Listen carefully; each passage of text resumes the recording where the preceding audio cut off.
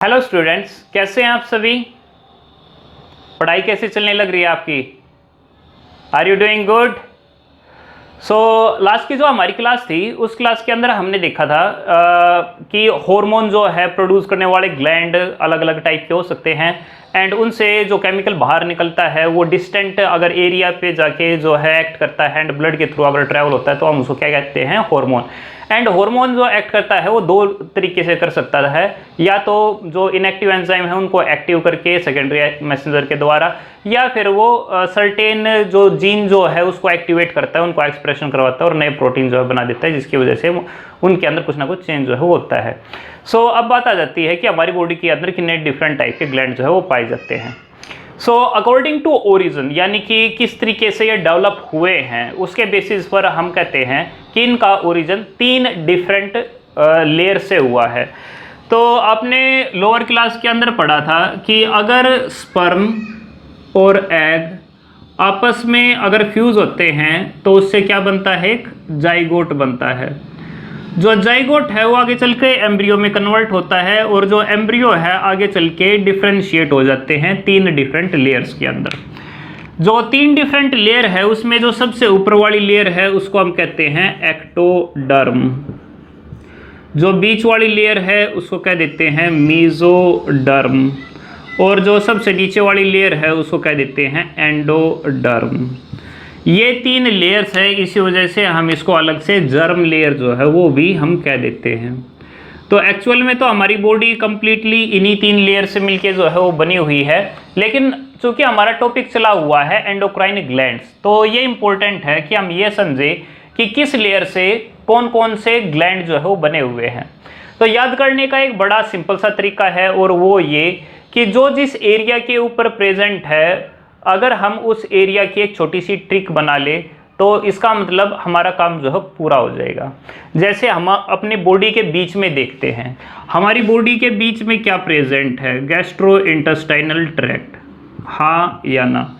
हाँ, gastro intestinal tract है भाई। तो जो गैस्ट्रिन हार्मोन है या फिर जो सीसीके हार्मोन है या फिर कोलिसिस्टोकाइनिन है या फिर विलिकाइनिन है, जो ये डिफरेंट टाइप के हार्मोन निकलते हैं, इनके जो ग्लैंड है उनका ओरिजिन क्या होगा, एंडोडर्म होगा। अगर हम इसी सीक्वेंस के अंदर ही चले, हमारे यहाँ पे जो है थायराइड ग्लैंड पाया जाता है एंड वो भी एलिमेंट्री कैनाल के पास में है, थाइमस भी यहीं पर है। तो इसका मतलब हमारा जो पैराथायरॉयड ग्लैंड है, पैराथायरॉयड ग्लैंड है, या फिर हमारा जो थायराइड ग्लैंड है, थायराइड ग्लैंड है, उनका भी ओरिजिन क्या है, एंडोडर्म ही है। इसके अलावा और क्या प्रेजेंट है यहाँ बीच में, अगर देखें तो क्या प्रेजेंट है, थाइमस। थाइमस ग्लैंड का भी ओरिजिन क्या है, एंडोडर्म है। सिंपल सा है ना। तो यानी कि जो एलिमेंट्री कैनाल के साथ साथ में है उनका ओरिजिन क्या होगा, एंडोडर्म हो जाएगा। क्लियर है भाई इतना। अब हमारी बॉडी के सबसे ऊपर क्या प्रेजेंट है, वेल हमारी बॉडी के सबसे ऊपर प्रेजेंट है क्या, स्किन प्रेजेंट है। तो हम ये भी डिस्कस करेंगे कौन सा हार्मोन जो है ये सिक्रीट करती है, बट ये जो है एक्टोडर्म ओरिजिन जो है वो आ जाता है। हमारी बॉडी के अंदर जितना भी मटेरियल प्रेजेंट है उन सभी के ऊपर होल्ड किसका है, हमारे नर्वस सिस्टम का। तो हमारे ब्रेन के अंदर कौन कौन से ग्लैंड पाए जाते हैं, वेल हमारी ब्रेन के अंदर पाया जाता है क्या क्या, हाइपोथैलेमस, और क्या पाया जाता है, पिट्यूटरी जो है वो पाया जाता है, और क्या पाया जाता है, पाइनल ग्लैंड जो है वो पाया जाता है। तो इन सभी का ओरिजिन क्या है, एक्टोडर्म है भी, एक्टोडर्म, ECTO, एक्टोडर्म है। आपने जब सिंपैथेटिक नर्वस सिस्टम पढ़ा था तो उसके अंदर आपने पढ़ा था कि कुछ नर्व है वो डायरेक्टली एड्रिनल ग्लैंड के अंदर चली जाती है। एड्रिनल ग्लैंड को हमने डिफरेंशिएट किया था 2 पार्ट के अंदर। एक तो सेंटर का पोर्शन था जिसको हम कहते थे एड्रिनल मेडुला, एक बाहर वाला पार्ट था जिसको हम बोलते थे एड्रिनल कॉर्टेक्स। तो जो एड्रिनल मेडुला वाला पार्ट है, एड्रिनल मेडुला वाला जो पार्ट है उसका भी ओरिजिन क्या है, उसका ओरिजिन भी एक्टोडर्म ही है। क्लियर है भाई, इतना आसान सा है ना, ज़्यादा कुछ मुश्किल नहीं है। एंड जो इन बॉडी के यानी कि इन 2 चीज़ों के जो बीच में होगा उसका ओरिजिन क्या होगा, मीजोडर्म होगा। तो इनके बीच में क्या क्या आ गया भाई, जैसे किडनी है तो किडनी बीच में आती है, तो ये इसका ओरिजिन हो गया। इसके अलावा गोनेड्स हो गए, जैसे कि टेस्टिस हो गई, जैसे कि ओवरी हो गए, जैसे कि एड्रिनल कोर्टेक्स हो गया, तो उनका ओरिजिन क्या है, मेसोडर्म है। ठीक है, तो जो बीच में है उनका मेसोडर्म ओरिजिन, जो ऊपर है एक्टोडर्म ओरिजिन, और जो ठीक बीच में प्रेजेंट है या फिर एलिमेंट्री कैनाल के साथ में है उनका एंडोडर्म ओरिजिन जो है हो जाएगा। क्लियर है यहाँ तक? अब हम one by one different glands के बारे में देखेंगे। कौन सा वो हार्मोन सिक्रीट करने लग रहा है, उस हार्मोन का फंक्शन क्या है, एंड फिर अगर वो हार्मोन ज़्यादा सिक्रीट हो जाता है तो क्या प्रॉब्लम होती है, और अगर वो कम सिक्रीट होता है तो क्या प्रॉब्लम होती है।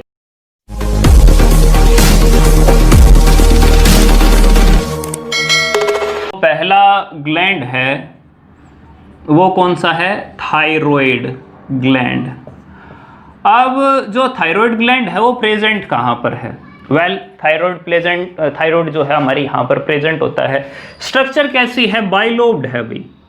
कैसी स्ट्रक्चर है इसकी, बाइलोब्ड है, और जो दो लोब है वो एक दूसरे के साथ में जुड़े हुए हैं इस्थेमस के द्वारा, यानी कि एक जंक्शन है। एंड इसके अंदर बड़ी बड़ी फॉलिकल जो है वो पाए जाते हैं। जो इसके अंदर ये जो बड़े बड़े फॉलिकल पाए जाते हैं उन फॉलिकल्स को बोलते हैं थायराइड फॉलिकल। जो थायराइड फॉलिकल है वो सिक्रीट करते हैं, क्या सिक्रीट करते हैं, ये हार्मोन सिक्रीट करते हैं। कौन सा, T3 एंड T4। कौन, थायराइड के फॉलिकल इनके अंदर स्टोर होते हैं। T3 का मतलब क्या है, T3 का मतलब है ट्राई क्या, आयोडो थायरोनिन। T4 का मतलब टेट्रा क्या, आयोडो थायरोनिन। थायरोनिन का हो या थायरोक्सिन का हो, कुल मिला के जो है इनका जो मतलब है वो एक ही है। क्या सिक्रीट करते हैं, ये T3 एंड T4 जो है वो सिक्रीट करते हैं। ये जो फोरम है वो एक्टिव फोरम है, ये वाली जो फोरम है ये लेस एक्टिव फोरम है, या फिर कह सकते हैं एक ये इनएक्टिव फोरम है। T3 को कन्वर्ट होना पड़ता है किसके अंदर, T4 को कन्वर्ट होना पड़ता है T3 के अंदर, ताकि वो अपना एक्शन जो है कर सके। और अगर इसके हम एक्शन की बात करते हैं तो इसका एक्शन क्या है, एक आपने काफ़ी पॉपुलर जो है सुना होगा कि भाई अगर आयोडीन की कमी हो तो उसकी वजह से घेंगा रोग हो जाता है, मेंटल डेवलपमेंट जो वो नहीं हो पाती। तो पॉइंट नंबर 1 यहाँ पर इंपॉर्टेंट चीज़ क्या है कि जो मेंटल डेवलपमेंट है वो इसकी वजह से होती है। ठीक है, याद करने का तरीका है और कुछ नहीं है। ठीक है, इसके अलावा और क्या काम कर सकता है, देखो मेंटल डेवलपमेंट तभी होगी जब वो खाना कुछ जो है टाइम पे उसको मिलता होगा। ठीक है, यानी कि हम कुछ भी खाएं तो वो कैटाबोलाइज एंजाइम्स के द्वारा किस रेट से होगा, वो किसके ऊपर डिपेंड करता है, वो डिपेंड करता है इसी T3 के ऊपर। तो इसका मतलब ये किसको रेगुलेट करती है, ये रेगुलेट करती है किसको, मेटाबॉलिज्म को। मेटाबॉलिक एक्टिविटी बढ़ती है तब सेक्सुअल मैच्योरिटी भी बढ़ती है। तो और इसका काम क्या होगा, ये जो है इनका इम्पोर्टेंट रोल है इन सेक्सुअल डेवलपमेंट। इसके अलावा और क्या, देखो जब मेटाबॉलिज्म बढ़ता है तो बॉडी का टेम्परेचर भी बढ़ता है, तो ये और क्या रेगुलेट करते हैं, टेम्परेचर को इंक्रीज करने में जो हेल्प करते हैं। आपका जब बॉडी का मेटाबॉलिज्म जब बढ़ता है तो बॉडी का टेम्परेचर जो है वो भी बढ़ता है। ठीक है, क्योंकि जो हमारी रेस्पिरेशन प्रोसेस है वो ज़्यादा तेज़ होती है। इसके अलावा ये मेटामॉर्फोसिस भी करते हैं, तो मेटामॉर्फोसिस के लिए भी ये अलग से हार्मोन चाहिए होता है। जो हमारे फ्रॉग है उसको टेडपोल से आगे बढ़ने के लिए, यानी कि नेक्स्ट स्टेज के जाने के लिए उसको चाहिए होती है क्या, T3 हार्मोन जो है वो अलग से उसको चाहिए होता है। तो ये तो हो गई इसे फंक्शन के बारे में। लेकिन अगर कभी इसका अगर सिक्रीशन अगर ज़्यादा हो, यानी कि अगर हाइपर सिक्रीशन होने लग जाए, हाइपर सिक्रीशन ऑफ T3 या फिर थायरोक्सिन, या फिर ग्लैंड जो है हाइपर एक्टिव अगर हो जाए, तो उस टाइम पे क्या होगा, भाई जो मेटाबॉलिज्म है वो काफ़ी ज़्यादा हो जाएगा, है ना। तो अगर इसके बारे में बात करें तो मेटाबॉलिज्म कैसा हो जाएगा, तो काफ़ी ज़्यादा बढ़ जाएगा। बॉडी का टेम्परेचर कैसा हो जाएगा, वो भी काफ़ी तेज़ हो जाएगा। अगर मेटाबॉलिज्म ज़्यादा होने लग रहा है तो हाई ब्लड प्रेशर जो है वो भी इसके अंदर जो है वो ज़्यादा हो जाएगा, ठीक है। अगर सब कुछ ज़्यादा होने लग रहा है तो बॉडी के अंदर हमेशा जो है भूख जो है वो मेंटेन रहेगी, एंड इसी वजह से जो नर्वसनेस है, नर्वसनेस जो है वो साथ में जो है हमेशा बनी रहेगी, एंड पर्सन जो है काफ़ी ज़्यादा पतला जो है वो हो जाए, क्योंकि उसका मेटाबॉलिज्म जो है काफ़ी ज़्यादा तेज़ है। क्या मेटाबॉलिज्म तेज़ होना क्या अच्छी चीज़ है या बुरी चीज़ है? वेल, ये अच्छी चीज़ नहीं है। कोई भी ज़रूरत से ज़्यादा चीज़ होती है तो नॉर्मली वो अच्छी नहीं होती। इस टाइप की अगर डिजीज़ हो जाती है, यानी कि hyper secretion of T3 hormone या फिर थायरोक्सिन हार्मोन होता है, तो उसको हम बोल देते हैं एक्सओप्थेल्मिया, या फिर इसको हम कह देते हैं ग्रेव्स डिजीज़। तो एक्सओप्थेल्मिया, एक्स का मतलब क्या है? आउटसाइड। आंखें कैसी हो जाएगी? ओप का मतलब क्या है? आई। तो आई जो है वो कहाँ निकलने लग रही है? बाहर की साइड निकलने लग रही है। इसका मतलब ये है कि अगर मेटाबॉलिज्म काफ़ी ज़्यादा अगर स्पीड अप हो जाती तो आंखें बाहर की तरफ जो है वो आने लग जाती है। उसी को डिजीज का नाम दे रखा है एक्सओप्थेल्मिया, ठीक है भाई। अगर मान लो हाइपोसिक्रीशन हो, हाइपोसिक्रीशन हो, सिक्रीशन ऑफ T3 अगर हो तो उस टाइम पे क्या हो सकता है? अलग अलग डिजीज हो सकती है। एक है क्रेटिनिज्म। क्रेटिनिज्म क्या है? ड्वार्फनेस। ड्वार्फनेस यानी कि बच्चा जो है वो छोटा रह जाता है। अब वो तो पिट्यूटरी के जो हार्मोन, जो ग्रोथ हार्मोन है, उसके कम सिक्रीशन की वजह से होता है। तो इसमें और उसमें फ़र्क क्या है भाई? वो जो छोटा होता है ना, वो पर्सन फिर भी नॉर्मल होता है, लेकिन अगर थायरोक्सिन की वजह से अगर बच्चा छोटा रहता है तो मेटाबॉलिज्म उसका कम हो जाएगा, उसकी सेक्सुअल डेवलपमेंट जो है वो कम हो जाएगी, टेम्परेचर ठीक से जो है उसका बढ़ेगा नहीं, यानी कि मेंटेन जो है वो नहीं होगा। तो यानी वो मेंटली भी रिटार्डेड होगा, साथ में सेक्सुअली जो है वो भी रिटार्डेड होगा। तो मेंटली प्लस में सेक्सुअली कैसा होगा? वो रिटार्डेड होगा। अगर ग्रोथ हार्मोन की कमी की वजह से अगर पर्सन जो है वो छोटा अगर रहता है तो उस टाइम में उसको एज सच मतलब मेंटली या फिर सेक्सुअली जो है वो रिटार्डेड नहीं होता, वो फिर भी जो है नॉर्मल होता है। इसके अलावा कुछ और भी डिजीज हो सकती है, जैसे गोइटर। गोइटर के अंदर क्या होता है? जो हमारा ये ग्लैंड जो है इसका साइज काफ़ी ज़्यादा बढ़ जाता है, और जब इसका साइज काफ़ी ज़्यादा बढ़ता है तो ये एरिया काफ़ी ज़्यादा मोटा हो जाता है, एंड हम इसको एक नाम देते हैं क्या? गोइटर। तो इसके अंदर जो ग्लैंड है, यानी जो थायराइड ग्लैंड जो है वो स्वेलन जो है वो हो जाता है, ठीक है जी। इसी तरीके से और भी दूसरी डिजीज है, जैसे हशीमोटो डिजीज है। उसके अंदर क्या होता है? ये जो ग्लैंड जो है यहीं डिस्ट्रॉय हो जाता है। तो there are different type of disease which occur due to low secretion of T3। I think आपको समझ में आ गया होगा। इसी के अंदर कुछ अलग से सेल भी हैं। कुछ अलग से सेल कौन कौन सी है भी इसके अंदर? अगर हम देखें तो यहाँ पर एक अलग से सेल जो है वो पाई जाती है, जिनको हम बोलते हैं सी सेल। एंड ये जो सेल होती है ये सिक्रीट करती है क्या? थायरोकैल्सिटोनिन। थायरोकैल्सिटोनिन क्या करता है? ये ब्लड के अंदर कैल्शियम लेवल को डिक्रीज करता है, यानी कि एब्जॉर्प्शन करवाता है from blood to bones. Bone के अंदर कैल्शियम की डिपोजिशन करवा देता है कौन? थायरोकैल्सिटोनिन, ठीक है। इतना क्लियर है भाई? अच्छा जी। इसके अलावा इसके ठीक ऊपर कुछ और भी ग्लैंड जो है वो भी प्रेजेंट होते हैं, जो अराउंड 4 अलग अलग स्ट्रक्चर के अंदर जो है प्रेजेंट होते हैं, यानी कि 4 ऐसी स्ट्रक्चर जो है इसके अंदर जो है प्रेजेंट होती है, एंड उनको हम एक अलग से नाम दे देते हैं, और वो क्या है? Parathyroid gland. तो एक दूसरा ग्लैंड है हमारा दूसरे ग्लैंड का नाम क्या है? Parathyroid gland. कौन सा? जो इन लोब के साथ में प्रेजेंट है। एक्चुअल में क्या होता था कि जब भी किसी पर्सन के अंदर कोई इन्फेक्शन होता था एंड उसका समहाउ थायरॉयड ग्लैंड निकाल दिया जाता था, तो कैल्शियम के रेगुलेशन जो है वो ठीक से नहीं हो पाता था। तो बाद में ये पाया गया कि इनके साथ में 4 लोब और ज़्यादा जो है वो अटैच है एंड उनको नाम दिया गया क्या? पैराथायरॉयड ग्लैंड जो है वो नाम दिया गया। पैराथायरॉयड ग्लैंड जो है वो कुछ हार्मोन सिक्रीट करते हैं। वो क्या? PTH। पढ़ा होगा आपने ये नाम पहले भी। क्या है? पैराथायरॉयड हार्मोन है। पैराथायरॉयड हार्मोन जो है वो क्या करता है? ये ब्लड कैल्शियम जो लेवल है उसको इंक्रीज कर देता है। और वो कैसे इंक्रीज करता है?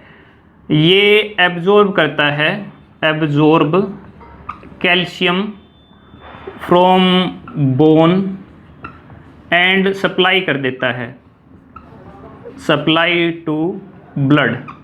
तो ब्लड के अंदर जब कैल्शियम का लेवल जब चला जाएगा तो उससे क्या होगा? बोन जो है वहाँ से पास होने की वजह से बोन जो है रिलेटिवली कमज़ोर जो हो जाएगी अगर आप खाना नहीं खाओगे तो अगर पैराथायरॉयड हार्मोन अगर हाई हो गया, PTH अगर काफ़ी ज़्यादा हाई हो गया, तो उसकी वजह से क्या होगा? बोन से कंटिन्यूसली कैल्शियम निकलता रहेगा और कहाँ पे जाता रहेगा? वो ब्लड के अंदर चला जाएगा। तो जो बोन जो है उनके अंदर होल हो जाएंगे, उस वजह से इसको कहते हैं ओस्टियोपोरोसिस। पोरोसिस यानी पोर हो गए एंड पोर किसके अंदर हो गए? बोन के अंदर हो गए। तो बोन के अंदर पोर को हम क्या बोलते हैं? ओस्टियोपोरोसिस कहते हैं। अगर पैराथायरॉयड हार्मोन अगर कम सिक्रीट होता है तो उससे क्या होता है? जो ब्लड है उसके अंदर कैल्शियम का लेवल जो है वो नॉर्मल नहीं हो पाएगा और नॉर्मल ना होने की वजह से जो मसल है उनके अंदर क्रैम्प आ जाएंगे। मसल के अंदर क्रैम्प वाली प्रॉब्लम जो है वो स्टार्ट हो जाएगी। इसके अलावा और क्या हो सकता है? उसके अंदर जो है टेटनी यानी कि मसल जो है वो जैसे थे वो मुड़ तुड़ जो है वो जाएंगे एंड दोबारा से नॉर्मल जो है वो नहीं हो पाएंगे। कारण क्या है? कैल्शियम काफ़ी ज़्यादा कमी जो है वो हो गई है। तो इसका मतलब ये है कि ब्लड कैल्शियम लेवल को रेगुलेट किया जाता है by parathyroid hormone and thyrocalcitonin. Clear है भाई? इतना ठीक है, इतना क्लियर है। अब आगे बढ़ते हैं हम।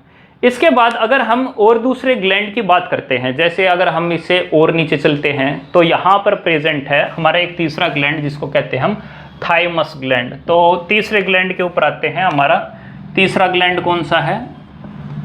Thymus gland. अब जो थाइमस ग्लैंड है वो एक ऐसा ग्लैंड है कि जब पर्सन पैदा होता है तब तो उसका साइज जो है रिलेटिवली काफ़ी बड़ा होता है, लेकिन जैसे जैसे एज प्रोसीड होती है तो उसका जो साइज जो है वो रिड्यूस होता चला जाता है। तो इसका मतलब पहले तो साइज काफ़ी बड़ा है, फिर धीरे धीरे करके छोटा हो जाता है एंड फिर अल्टीमेटली ये जो है डिसअपीयर जो है हो जाता है। हार्मोन कौन सा सिक्रीट करता है? ये सिक्रीट करता है थाइमोसिन। और थाइमोसिन के सिक्रीट होने की वजह से क्या होता है कि जो बी सेल है एंड जो टी सेल है उनको ये एक्टिवेट कर देता है। इसका मतलब कि इम्यून सिस्टम को एक्टिवेट करता है। जो ये टी सेल है, टी सेल का नाम टी इस वजह से पड़ा है क्योंकि ये थाइमस पे जाके जो है एक्टिवेट होता है, इस वजह से डेवलपमेंट जो है यहाँ पे होती है। हालांकि जो फॉर्मेशन है वो फॉर्मेशन बोन मैरो के अंदर होती है, लेकिन एक्टिवेशन जो है इसकी यहाँ पर होती है। अगर हम यहाँ से और नीचे की तरफ चलते हैं तो नीचे की तरफ जो है अगर हम पीछे की तरफ जाएं तो जो किडनी है उसके ऊपर हमें एक ग्लैंड जो है मिलेगा। जो हमारी किडनी है उसके ऊपर एक हमें ग्लैंड देखने को मिलेगा और जो ग्लैंड है उसका नाम है एड्रिनल ग्लैंड। और जो एड्रिनल ग्लैंड है उसको दो पार्ट के अंदर डिवाइड कर रखा है। एक बीच वाला पार्ट है जिसको हम कहते हैं मेडुला और एक दूसरा पार्ट है जिसको हम बोलते हैं कॉर्टेक्स। तो इसका मतलब जो ग्लैंड है उसको हम दो अलग अलग पार्ट में डिवाइड कर सकते हैं, एक एड्रिनल कॉर्टेक्स और नेक्स्ट हम कह सकते हैं एड्रिनल मेडुला। तो अगर हम एड्रिनल कॉर्टेक्स की अगर बात करें मेसोडर्म का ओरिजिन तो है ही। तो इसके अंदर 3 डिफरेंट लेयर्स जो है वो पाई जाती हैं, यानी कि 3 अलग से जोन जो है वो पाए जाते हैं। हम उसको याद कर सकते हैं, गो फॉर रैट। देखिए बड़ा सिंपल सा है, किडनी है तो उसके अंदर नेफ्रॉन होंगे, और नेफ्रॉन होंगे तो उसके अंदर जो है ग्लोमेरुलस जो है वो प्रेजेंट होता है। तो एक हो गया जोना ग्लोमेरुलोसा, दूसरा एक प्रोटेक्टिव लेयर होगी तो उसको हम कह देते हैं फेसिकुलेटा, एंड तीसरा रेटिकुलरिस। तो 3 अलग अलग उसके अंदर जोन जो है वो प्रेजेंट है, एक 15% है, एक 15 है, एक 50% है, और एक जो है 7%। ये 3 डिफरेंट लेयर डिफरेंट हार्मोन जो है वो सीक्रेट करती है। जैसे ग्लोमेरुलोसा है, ये सीक्रेट क्या करती है? ये सीक्रेट करती हैं एल्डोस्टेरोन। ये सीक्रेट करता है क्या? कोर्टिसोल। रेटिकुलरिस सीक्रेट करता है सेक्स कोर्टिकोइड्स। ठीक है जी, 3 अलग अलग हार्मोन हो गए, तो डेफिनेटली इनका 3 अलग अलग फंक्शन भी होगा। एल्डोस्टेरोन का नाम आपने एक्सक्रीटरी सिस्टम जो है उसके अंदर ये पढ़ा है। एंड एक्सक्रीटरी सिस्टम के अंदर जब एल्डोस्टेरोन जब सीक्रेट होता है तो एल्डोस्टेरोन क्या करता है? एल्डोस्टेरोन जो है सोडियम आयन की रीएब्जॉर्प्शन करवा देता है, और उसके साथ में वाटर की भी रीएब्जॉर्प्शन जो है हो जाती है। तो मेन जो है काम इसका क्या है? सोडियम की रीएब्जॉर्प्शन करवाना। ठीक है, एल्डोस्टेरोन आपने पढ़ा भी था कि जो ब्लड प्रेशर है उसको मेंटेन करने के लिए जो है ये सीक्रेट होता है। एक अलग से आपने रास पाथवे पढ़ा था। रास पाथवे क्या है, पता है आपको? अगर पता है तो कमेंट करना उसको। ठीक है, नेक्स्ट देखते हैं कोर्टिसोल। कोर्टिसोल क्या करते हैं? कोर्टिसोल जो है जो बॉडी है उसके अंदर ग्लूकोज की अमाउंट को बढ़ाते हैं, क्योंकि अंडर लॉन्ग टर्म स्ट्रेस ये सीक्रेट होता है। लॉन्ग टर्म स्ट्रेस हार्मोन है। तो कभी भी बॉडी जब लंबे टाइम पे किसी न किसी चीज़ से परेशान रहती है, जैसे प्रेगनेंसी है उसके अंदर परेशान रहती है, या किसी को कोई दूसरा बॉडी के अंदर स्ट्रेस जो है वो पड़ा हुआ है, तो उस टाइम पे कोर्टिसोल जो है सीक्रेट होती है। बॉडी को अपना सब कुछ बचाने के लिए एनर्जी चाहिए होती है, और एनर्जी के लिए क्या चाहिए? ग्लूकोज काफ़ी ज़्यादा अमाउंट में चाहिए। तो यहाँ पर एक प्रोसेस स्टार्ट हो जाती है, एंड वो क्या? ग्लूकोनियोजेनेसिस। ग्लूको यानी ग्लूकोज, नियो यानी कि नया ग्लूकोज जो है वो सिंथेसाइज होने लग जाता है, एंड वो ग्लूकोज जो है फैट से भी बन सकता है, प्रोटीन जो है उससे भी जो है वो बन सकता है। तो इसका मतलब प्रोटीन जो है एंड जो फैट जो है उनका मेटाबॉलिज्म जो है ये करने लग जाता है। स्ट्रेस को अपने आप से दूर रखने के लिए इन्फ्लामेशन को बंद करना होता है, तो इसकी वजह से ये एंटी इन्फ्लामेटरी भी है। Anti inflammatory. इन्फ्लामेशन क्या होती है बता सकते हैं? अगर आपको कहीं पे चोट लगती है तो वहाँ पर स्वेलिंग हो जाती है, और जो स्वेलिंग हुई है उसी को हम कहते हैं इन्फ्लामेशन। वो जनरली होती क्यों है? वो एक्चुअली में होती इस वजह से है ताकि अगर कोई बाहर का पैथोजन बॉडी के अंदर चला गया है समहाउ किसी भी तरीके से, तो जो WBC है उसको ज़्यादा अंदर तक ना जाने दे, उसको वहीं पे जो है स्टॉप कर दे। इसके अलावा सेक्स कोर्टिकोइड ये क्या करते हैं? सेक्स कोर्टिकोइड बड़ा सिंपल सा है। ये जो टेस्टोस्टेरोन, प्रोजेस्टेरोन और एस्ट्रोजन हार्मोन का सिक्रीशन करते हैं in less amount and in both sexes. यानी कि मेल के अंदर भी क्या सीक्रेट होता है? प्रोजेस्टेरोन एस्ट्रोजन जो है वो सीक्रेट होता है, एंड फीमेल के अंदर क्या सीक्रेट होता है? टेस्टोस्टेरोन जो है वो सीक्रेट होता है। तो ऐसा नहीं है कि मेल के अंदर ही टेस्टोस्टेरोन पाया जाता है, फीमेल के अंदर भी पाया जाता है। वो जो हार्मोन जो है वो ओवरी सीक्रेट नहीं करने लग रही, वो हार्मोन हमारा जो सेक्स कोर्टिकोइड जो है वो सीक्रेट करने लग रहा है, यानी जो एड्रिनल कोर्टेक्स जो है वो सीक्रेट करने लग रहा है। उसकी पर्टिकुलरली जो जोना रेटिकुलरिस जो है वो इसको सीक्रेट करती है। अच्छा, तो ये तो हमने पढ़ लिए। मान लो अगर एल्डोस्टेरोन एल्डोस्टेरोन साथ में कोर्टिसोल, इन दोनों की अमाउंट अगर कम हो जाए तो क्या होता है? तो एक डिजीज़ हो जाती है जिसको बोलते हैं एडिसन डिजीज़। उस एडिसन डिजीज़ के अंदर क्या होगा? वेल सिंपल सा है, जो सोडियम आयन की कंसंट्रेशन है इन ब्लड वो रिलेटिवली कम हो जाएगी। इसके अलावा जो ग्लूकोज है इन बॉडी वो रिलेटिवली कम हो जाएगा। ठीक है, सिंपल सा है, क्योंकि जो इसका फंक्शन है वही होने लग रहा है। जो मेटाबॉलिज्म है वो क्या होगा? स्लो डाउन जो है वो हो जाएगा। जो बॉडी का टेम्परेचर जो है वो नॉर्मल नहीं हो पाएगा एंड उसके अंदर जो ब्लड प्रेशर जो है वो हाई रहेगा। ठीक है, अगर मान लो एल्डोस्टेरोन अगर ज़्यादा हो जाए तो एक डिजीज़ हो सकती है जिसको हम कहते हैं कोनेन डिजीज़, या फिर हम उसको कह सकते हैं एल्डोस्टेरोनिज्म। और उसके अंदर क्या होगा? जो सोडियम आयन की कंसंट्रेशन है इन ब्लड वो रिलेटिवली काफ़ी ज़्यादा कम हो जाएगी, क्योंकि उसकी रीअब्जॉर्प्शन जो है वो हो नहीं पाती। ब्लड के अंदर भी जो है जो वाटर की अमाउंट जो है वो रिलेटिवली कम हो जाएगी। ब्लड प्रेशर जो है वो काफ़ी ज़्यादा बढ़ जाएगा एंड पॉलीयूरिया जो है वो इसके अंदर जो है वो हो जाएगा। अगर मान लो कोर्टिसोल है, अगर कोर्टिसोल की अमाउंट अगर ज़्यादा हो जाएगी, यानी अगर हाइपर सिक्रीशन अगर उसका हो जाता है, तो उसकी वजह से एक दूसरी डिजीज़ हो सकती है जिसको हम कहते हैं कसिंग सिंड्रोम। कसिंग सिंड्रोम के अंदर क्या होता है? वेल ब्लड प्रेशर तो डेफिनेटली ज़्यादा हो गई और जो ग्लूकोज की अमाउंट जो है ब्लड के अंदर वो रिलेटिवली वो भी कम हो जाएगी, क्योंकि इनकी अमाउंट जो है वो काफ़ी ज़्यादा जो है वो बढ़ जाएगी, क्योंकि इनके ज़्यादा सिक्रीशन की वजह से होने लग रहा है ना। भाई ठीक है, इनकी अमाउंट जो है वो रिलेटिवली काफ़ी ज़्यादा बढ़ जाएगी। अगर मान लो सेक्स कोर्टिकोइड कम या ज़्यादा हो जाए तो उससे क्या हो सकता है? अगर सेक्स कोर्टिकोइड अगर ज़्यादा हो जाते हैं तो अलग अलग टाइप की डिजीज़ जो है वो हो सकती है। अगर इनकी अमाउंट जो है ज़्यादा हो जाए तो सेक्स कोर्टिकोइड की, अगर सेक्स कोर्टिकोइड अगर ज़्यादा हो गया तो एक हो सकता है एड्रिनल वायरलिज्म। एड्रिनल वायरलिज्म क्या होता है कि मेल के करैक्टर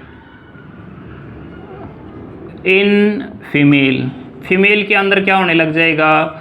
दाढ़ी मूछ जो है वो आने लग जाएगी, मेल वाले जैसे करैक्टर जो है वो आने लग जाएगी, फेस भी जो है मेल के जैसा जो है होने लग जाएगा, मसल के अंदर जो डेवलपमेंट है वो भी मेल वाली होने लग जाएगी। यानी सब कुछ कैसे होने लग गया? मेल के जैसा। क्यों होने लग गया? क्योंकि फीमेल जो है उसके अंदर एड्रिनल वायरलिज्म हो गया, यानी कि उसके अंदर टेस्टोस्टेरोन की अमाउंट जो है ऑटोमेटिकली ज़्यादा जो है वो सीक्रेट होने लगी। अगर मेल के अंदर सीक्रेट होने लग जाए तो क्या हो सकता है? गाइनोइकोमैस्टिका यानी कि मसल। गाइनो का मतलब क्या है? फीमेल, यानी कि मेल डेवलप करने लग जाता है। क्या डेवलप करने लग जाता है? ब्रेस्ट को। नॉर्मली मेल के अंदर ब्रेस्ट होती नहीं है, लेकिन ब्रेस्ट डेवलप हो सकती है कब? सेक्स कोर्टिकोइड जो है अगर उसके एबनॉर्मल सिक्रीशन अगर होने लग जाए तब उस टाइम पे जो है वो हो सकता है। आगे देखते हैं भाई, एड्रिनल कॉर्टेक्स तो हमारा पूरा हो गया। एड्रिनल मेडुला को देखते हैं। एड्रिनल मेडुला के अंदर सेल पाए जाते हैं जिसको बोलते हैं क्रोमाफिन सेल। और जो क्रोमाफिन सेल है वो एक्चुअली में क्या है? हमारी सिंपैथेटिक नर्व ही है। एंड वो क्या सिक्रीट करती है? वेल वो सिक्रीट करती है एड्रिनलिन हार्मोन, जिसको दो अलग अलग कैटेगरी के अंदर डिवाइड कर सकते हैं, एपिनेफ्रिन एंड नोरएपिनेफ्रिन। दोनों का काम क्या है? वेल दोनों का काम एक ही है। वो क्या कि जो ब्लड प्रेशर है उसको काफ़ी ज़्यादा बढ़ा दे, जो मेटाबॉलिज्म जो है वो काफ़ी ज़्यादा जो है वो इंक्रीज़ कर दे, जो ब्रीदिंग जो है उसको काफ़ी ज़्यादा जो है वो बढ़ा दे, एंड हार्ट बीट जो है उसको भी काफ़ी ज़्यादा बढ़ा दे। एमरजेंसी के टाइम पे जो है एमरजेंसी सिक्रीशन जो है इनका कर देता है, पर्टिकुलरली एपिनेफ्रिन का। नॉरएपिनेफ्रिन जनरली नॉर्मल कंडीशन के अंदर सीक्रेट होते हैं। ये दोनों के अंदर बेसिक सा जो है वो डिफरेंस है, नहीं तो दोनों का मोर और लेस जो फंक्शन है वो सेम सा है। एक के अंदर जो ब्लड वेसल थोड़ी कम कॉन्स्ट्रिक्ट होती है, एक के अंदर ज़्यादा होती है, but it doesn't matter much, ठीक है। मेन जो फंक्शन है ओवरऑल जो है वो दोनों का सेम ही है। अब हम नेक्स्ट देखते हैं, हमारा ग्लैंड है हाइपोथैलेमस। हाइपोथैलेमस को कहते हैं हम सुप्रीम कमांडर, सुप्रीम कमांडर। अब सुप्रीम कमांडर क्यों कहते हैं? क्योंकि ये कंट्रोल करता है, ये कंट्रोल किसको करता है? ये कंट्रोल करता है किसको? पिट्यूटरी को। और जो पिट्यूटरी है, पिट्यूटरी कंट्रोल करती है ऑलमोस्ट ऑल ग्लैंड्स। तो पिट्यूटरी को क्या कह देते हैं? Master gland. लेकिन इस मास्टर ग्लैंड के ऊपर भी कंट्रोल कौन करने लग रहा है? हाइपोथैलेमस कंट्रोल करने लग रहा है। इसी वजह से उसको क्या कह दिया? सुप्रीम कमांडर जो है वो कह दिया। हाइपोथैलेमस को समझना है तो हम उसको 3 अलग अलग पार्ट के अंदर समझ सकते हैं। एक हम उसको समझ सकते हैं, कुछ ऐसे हार्मोन हैं जो रिलीजिंग हार्मोन हैं, कुछ ऐसे हैं जो इनहिबिटिंग हार्मोन हैं, और कुछ ऐसे हार्मोन हैं जो ये सिक्रीट करता है और पिट्यूटरी पे जाके जो है वो स्टोर हो जाते हैं। अब जो पिट्यूटरी के अंदर स्टोर हो जाते हैं उसके अंदर 2 बड़े इंपॉर्टेंट हार्मोन है। उसके अंदर एक है ऑक्सीटोसिन और एक उसके अंदर हार्मोन है ADH। ADH क्या है? Anti diuretic hormone. इसका फंक्शन क्या है? इसका जो फंक्शन है reabsorption of water from collecting tubule of nephron. जो हमारा ऑक्सीटोसिन है उसका फंक्शन क्या है? ऑक्सीटोसिन को अलग से हम कह सकते हैं बर्थ हार्मोन। एंड ये बर्थ हार्मोन इस वजह से कहा जाता है क्योंकि जब बच्चे की डिलीवरी होती है, डिलीवरी का मतलब यूट्रस से जब बेबी बाहर निकलता है तो वो बाहर इस वजह से निकलता है बिकॉज ऑक्सीटोसिन जो है काफ़ी ज़्यादा कॉन्ट्रैक्शन रिलैक्सेशन जो है करता है। इसका जो मेन फंक्शन है, फंक्शन तो क्या है? Contraction and relaxation, contraction and relaxation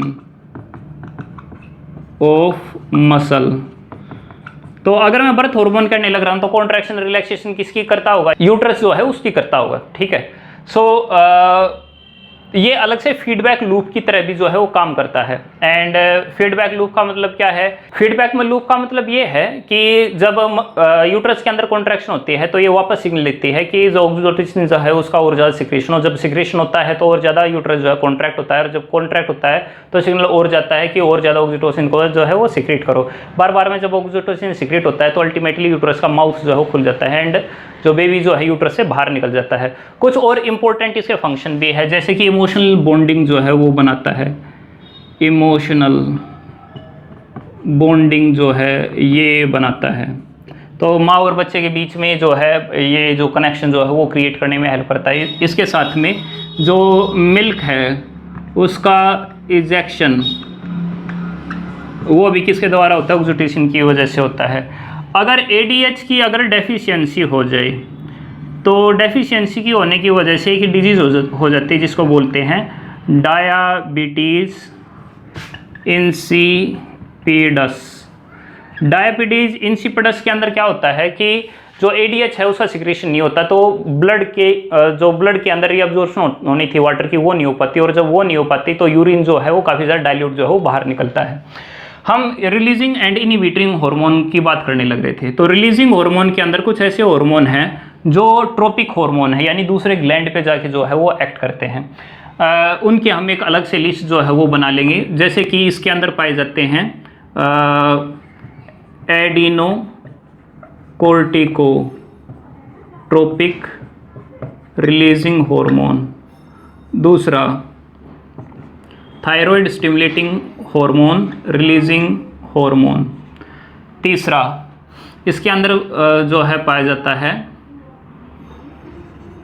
gonadotropin releasing hormone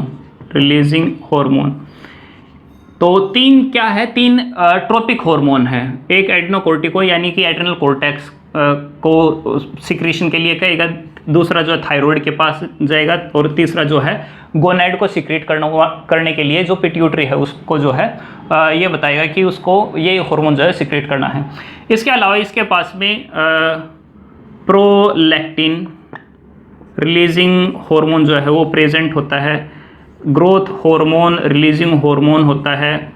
इसके अलावा इसके अंदर melanocyte stimulating hormone releasing hormone जो है इसके अंदर होता है। इनहिबिटरी हार्मोन कितने होते हैं? इनहिबिटरी हार्मोन 3 होते हैं। एक प्रोलैक्टिन इनहिबिटरी हार्मोन, दूसरा growth hormone inhibitory hormone, and तीसरा melanocyte stimulating hormone inhibitory hormone जो है होता है। तो 3 ये 3 ये 3 ये, तो 3 दूनी 6 9 10 और 11 कितने हार्मोन होंगे? 11 हो गए। तो ये जो 11 हार्मोन जो है वो याद करना। हम नेक्स्ट जो क्लास होगी उसके अंदर पिट्यूटरी एंड दूसरे जो ग्लैंड बचे हुए हैं हम उसके बारे में डिस्कस करेंगे। अगर आपके कोई डाउट है तो उन डाउट को जो है कमेंट करें। वीडियो कैसी लगी ये ज़रूर बताना, एंड थैंक्स फॉर वॉचिंग।